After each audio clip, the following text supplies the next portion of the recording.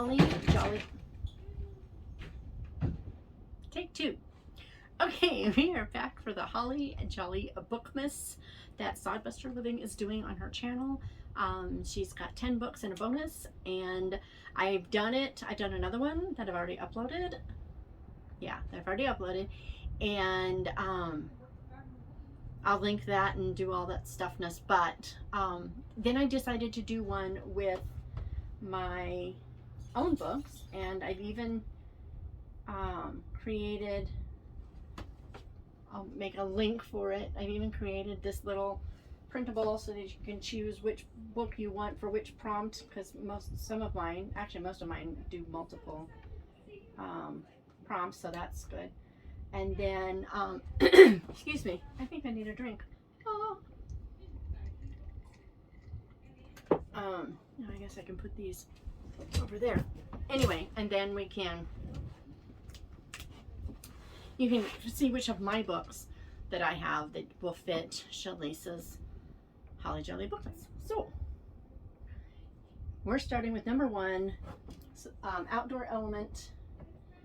So it's Silver Bells, outdoor element, and according to most of my books, seriously, most have an outdoor element. I mean, outdoor, outdoor, outdoor, outdoor. I mean, and I don't even have them all. There's one, at least one has outdoor. So, I mean, come on. But I grabbed these because these. So first I have Snow-Crossed Letters. This was actually inspired by something that really happened. I had a package of mine ended up at a neighbor's house, and one street over, same address but one street over, and she messaged me on Facebook, and I replied, but the reply didn't go through. So she sent it to me and she made a joke, and we just thought it was really cute. Well, then a week after that, the reverse happened, and so I dropped it off on her doorstep and made a little joke, and so it's all in here. Snow-Crossed Letters. It's really fun. And Letters is really kind of pushing it because the crossings were packages with same smell. Next I have Ghosted at the Altar, and if that's not wintry and whatever, I don't know. This goes with the Ghost of New Cheltenham, Ghosted, and the Bells of New Cheltenham, and this year's Stars of New Cheltenham, all the characters. And then I have Wrong About Mr. Right, which is the Kindle version is in the When Snowflakes Never Cease Crossroads collection. But the paperback is here, and this is a blizzard that Downs plane. They're stranded in the middle of nowhere, and this gal is not happy. And all the stuff that comes from that. So there is that one. I'm making a mess, let's just say. So Silver Bells is element on the cover. There's some options. Next, it contains a Christmas play. Little Drummer Boy contains a Christmas play. So of mine, the two that I know for sure are the Bells of New Cheltenham. He actually goes to a very sweet play in February and wishes that she was there with him because it explains the gospel story really well. And then in this one, they actually write a play so that they can raise money to buy a diabetic alert dog. The little boy in this book was adopted out of foster care. He has a type 1 diabetes that they can't get under control. And so the parents can't sleep at night because his blood sugar just drops too low sometimes and he could die. So, and it's actually based on a true story of a family that needed one, got one, and was scammed. So the first dog they had gotten was no good. And so they needed, great dog, I'm sure, but did not do this well. So that is that one. I got to set it aside and put it over here because I'm going to need it again. So then number 3, 12 Days of Christmas. And this is where I'm going to tell you a little bit about this one. Okay, but the 12 Days of Christmas has to have a number in the title, so I did the obvious, 12 Dates of Christmas. I mean, how much more obvious can you get? And 31 Kisses. This one, literally, a kiss a day pact, 31 days. It's pretty obvious. Super sweet story. Chessie is adorable and hilarious and obnoxious and wonderful, and I love her. Anyway, this one has a big forgiveness theme, but 12 Dates of Christmas, basically he bets her that he can apologize for things that he offended her or hurt her in high school, but she has to go out with him for everyone he does, and the fallout. But yeah, 12 Dates of Christmas. But also there is, so like on here I put this little download sheet you can get. I put books that include Christmas of mine that aren't Christmas books, and one of them is Oh Gracious, which used to be Noble Pursuits, and in that one there actually is an entire 12 Days of Christmas thing that happens every day and all the goofy stuff with that. So if you don't want a Christmas book but you want to be able to do that, I've got you covered down here. So there's that one. Now next is Mele Kalikimaka, and it's Christmas taking place in a country or state different from your own. And I have, this one's easy. This one is so easy. You pick almost any book of mine that exists, almost, and it'll work, because I never name the state that Rockland is in, and many, if not most, of my books take place there. So while The Last Gasp is in California, and so is Sand and Mistletoe, even this one it's off the coast of Georgia, so technically it's Georgia. So if you live in Georgia, forget it. But on the other hand, it's on fictional islands, so does it count? Maybe. But it's clearly not my state, and it's not most people's state. There are just some people in Georgia. So you could, yeah, the Independence Islands. Because it's the Independence Islands series instead of just Breaker's Point or Breaker's Head, you could even get away with it. And because one of the islands is in South Carolina, so even if you're in Georgia, if you really wanted to stretch it, you could. But yeah, this one next year would be really easy to do, because next year we should have a Swameli, and those are islands in the South Pacific that don't exist, so nobody lives on them, and everybody could choose it. But for this year, this is a pretty good shot. But most of my books will apply to most people. So there's that. Now what do we have? 5. White Christmas, including military somehow. I'm going to, because I'm just doing mine, I'm going to do, it's not, well, okay, this one counts. This one does count because the guy in here is a veteran. What's his name? I can't even remember, except that I just noticed. Huh, interesting. It's not gone. It's didn't get printed right. The letter from her name. Anyway, his name is Ken. He is a veteran. So that's a thing. But in the next book, The Stars of New Cheltenham, that's where the Marine recruiter is in. So it's one like this, but it's more purpley colors. Anyway, there's that. Now, next week, so many. I am so like spinning wheels. Okay. Next one is Do You Hear What I Hear?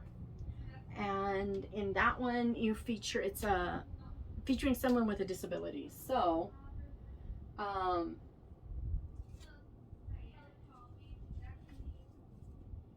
don't know why this is there. Okay, so this one, I was just going to skip an entire stack, apparently. All right, well, whatever. Okay, so in Sand and Mistletoe, this is crazy loosely based on something that actually happened in our family at Christmas. I took what did happen and then I threw a ton of drama in it that didn't, because it's fun. So like people will read this book and they can recognize my kids in it, and then they look at me and they go, she's not like that. And I'm like, I know, because it's fiction. And I just completely, but I made her enough like it that you know it's her and you know that it's not right. that was fun. But yeah, so the whole falling down the cliff thing, yeah, that happened. But in this book, there is a little deaf boy, and I chose a little deaf boy because the primary character in this book is number 4 daughter, who loves sign language. Okay, my oldest, actually most of my daughters are really into sign language. Interesting. But number 4 daughter was especially into it when I wrote it, and so I chose her because reasons. She loves children, loves little boys, and come on, sign language and deaf and all the stuffness, so disability. And then this one, I'm counting the type 1 diabetes as a disability because, yes. So then, what's next? I don't know. I'm trying to get through this and make it not as long as the last one. I don't know if I'm going to make it or not. Then, most wonderful time of the year is middle grade, and I have 1. And I don't have a copy of it. I cannot find it. I know I have one. I keep looking like it's going to jump out and go, neener, neener. And it's, I don't know where it is. So, I have a middle grade-ish book. It's about a younger boy, but it's for an older reading level, but nobody would really believe if an older kid did this, so it kind of had to be kind of in the middle. But okay, so let's throw this away. Morse code, not Morse, Morse code, Santa's secret revealed. It is about a little boy who's at the library, hears, it was the night before Christmas. There is a line in there that gives away Santa's secret. And he realizes that all the movies and all the books and everything, all the guys in the mall and everything, it's all wrong. And he knows how to kidnap Santa and get all the presents for himself. And he does it. And then this book is what happens when you get greedy. This is not Christian fiction. Okay, for one thing, it's Santa. Total fantasy. I don't think fantasy has to not be Christian. Just want to throw that out there. But for this particular one, yes, there's a Christian worldview in what's right and wrong and that kind of thing, but this book is not Christian fiction. Just throwing it out there. We treat Santa like not only kids believe he's real, but that he actually exists, and there's actually people living at the North Pole and doing things, and elves and flying reindeer. All of that is real in this book. Just saying. So yeah, I had a lot of fun, and there's going to be a sequel even because I came up with an idea and I like it. So number 7 was Wonderful Time of the Year for middle grade, winter Christmas thing. Anyway, number 8, Baby It's Cold Outside. So either a thriller or a cozy, and I had so much fun with this because this book technically fits both depending on your perspective. So in this book, Christmas stockings, if you'll notice how I spelled it, I made the L be a stocking. But in Christmas stockings, somebody is coming into her house and changing the ornaments around on her tree. Things are happening, and it's creepy and scary, and to her, not to the reader, okay? It's creepy and scary, and the police aren't taking her seriously. They think it's her cats. She has 7 Christmas trees and a cat for each tree, just saying. And so it's all about all that stuff, but it's also cozy. It's a cozy mystery. It's fun, and it's heartwarming, and there's a curmudgeon next door and a sweet man next door who obviously has a crush on her, and so there's all the funness. So cozy and creepy, or if you want just pure unadulterated curl up and cozy completely. Okay, there's other stuff in here too, but this is probably my favorite of my Christmas books, I think. I love this story so much. They've been neighbors for 10 years. He asked her out once. She said no. And they've been in love with each other for 10 years, and she doesn't know why he doesn't ask her out. And he doesn't know why she keeps him at bay. And the little old man down the street has had it with them and decides, we're going to do this. So he bets them. It's a card game. You win at poker, I'll listen to you talk about Jesus for an hour. I win, you go on a date. And all that ensues. Super sweet, super fun. Love it so much. So that is Baby It's Cold Outside. I'd say those cats think it's cold. And Holly Circle, Matchmakers of Holly Circle, yeah, just saying. So there's those. I have a feeling I'm not actually putting titles out there. I'm not really saying it, so I'm gonna have to put like captions or something interesting. And then I'll Be Home for Christmas, a family drama, reunion or family centered. There is a family drama in this. I will throw that out there, but it's not really what that one's about. So family drama, all that. Family drama. This one, definitely family drama. All the family drama. So I'll Be Home for Christmas. This one, 25 years ago, she did something really stupid and really wonderful. And what she did with the wonderful is what is so stupid. And somebody finds out about it, and all this facade of a life that she has is crashing down, and yet God does beautiful things when he breaks us and turns us into stained glass, so to speak. So for family drama, I'm gonna say Tarnished Silver or Sand and Mistletoe, because drama. All right, and then number 10, Rudolph the Red-Nosed Reindeer is a book, and it needs to be a book featuring a different ethnicity from your own. Now, I'm going to put a caveat out here. It depends on who's reading the book if there's an ethnicity different from your own, right? I mean, if you are Asian and you read books about Caucasians, great. But if I gave you only Asian, then that wouldn't work, would it? And the same for black, and the same for white and purple and green and blue and Romani and, you know, Middle Eastern. It doesn't matter. So instead of doing it strictly by just different from your own, I pulled out books that have multiple ethnicities in them. And I know I didn't get them all, but I pulled out the ones I remembered. Alright, that's trash. That's trash. That's trash. Okay, so for that one, obviously, Will Not See has multiple ethnicities. There, you have black, you have Mexican, you have Caucasian, and I don't remember if there's anything else. So if you are tired of Christmas, here's an option. I'm not sure why I stuffed those there, but okay. And then Carol and the Bells. Now, some would disagree with me that we have different ethnicities in here, but we have a Romanian guy coming over to the US. So, I think it counts. It's definitely a different culture.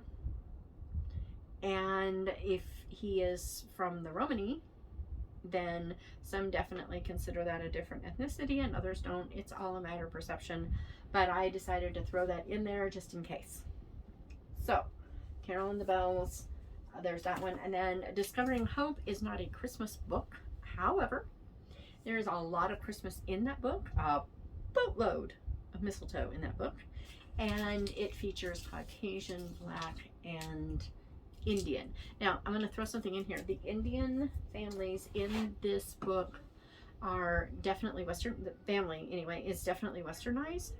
Mostly because, they came to America when their son was young. They left behind their any religion that they had there. And then when their son was in high school, he had a traumatic brain injury, which meant he kind of had to start over with a lot of expectations on him and everything. So they have some of the Indian culture that I see in people that I know who are Indian isn't the same. It's more like a second or even a third generation American from India. If I say American Indian, that could come up all messed up and confusing. So anyway, so that is the reason why they are very westernized compared to most people that I know that have come from India in, you know, this generation. But I made sure my friend Dell checked and made sure that what I wrote fit the people that she knew, so that I didn't go too far. Okay, I'm going to throw that in there. So that was a different ethnicity for Rudolph the Red-Nosed Reindeer. And last but not least, we have a bonus, and she said a devotional, and I don't have one, because I'm like, I don't write nonfiction much. I have some, but I haven't published it, so you know. But then I realized I did do a devotional for the 4th Aggie book, Ante Up.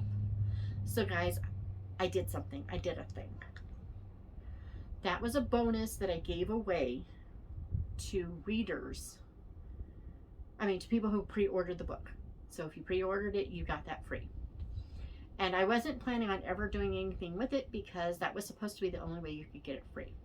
And then I did some asking around, and everyone agreed that because people who pre-ordered got it free, if I made it available on Amazon and other people had to purchase it, it was still a pre-order bonus. I really hope that most people who did that agree with me, because I have made it available. So for the bonus, God Rest You Merry Gentlemen, you do a devotional or a Advent read for that. We have Tune My Heart, which is the devotional that goes with Ante Up. It's an Aggie book. It is available on Kindle Unlimited, so on the one hand you might say it's technically free, but it's really not, because you're still paying that monthly fee. And secondarily, you can obviously purchase it. It is not available as a book. It's only on Kindle, and that will never go free, because I need to show respect to the people who got it free in the first place. So it is able to be purchased. I'm really sorry, but that's the way to do it. But if you were one of the pre-orderers, you have a built-in, done, got it. So, Shalise, this was brilliant. This was so much fun. Holly jolly Bookmas, love it. I'm having a blast. And now I have to clean up my room. Thank you very much, Neri. But seriously, this was fun. I have this printout. You'll be able to download it. There's a link in the thing. I have a printout of all of my books and all of the ones that have things, elements of it that fit. So, for example, if you just go down the list, if you look at The Heart of Noel, well, it fits 1, possibly 4, unless you live in Missouri, 5, 8, and 9. And then Shattering Secrets. So I have books that include Christmas but aren't just Christmas books. It used to be Christmas Embers. It takes care of 4, 9, and 10. So there's a list, and you can just go down and go, okay, I want to read that one and that one and that one. Which of these does it fit? And boom, bam, baby, you're done. So thanks for sticking with me. I hope you do this. Please go check out Shalise at Sodbuster Living and see the books that they chose. And again, not just because they chose a lot of mine. Well, let's face it, when your mom writes a lot of Christmas books, it does make it a little easy on you. I'm just saying. But, and as I say on my podcast, Because Fiction Podcast, have a good day. Go read a good book. And I will chat with you next time. Merry Christmas.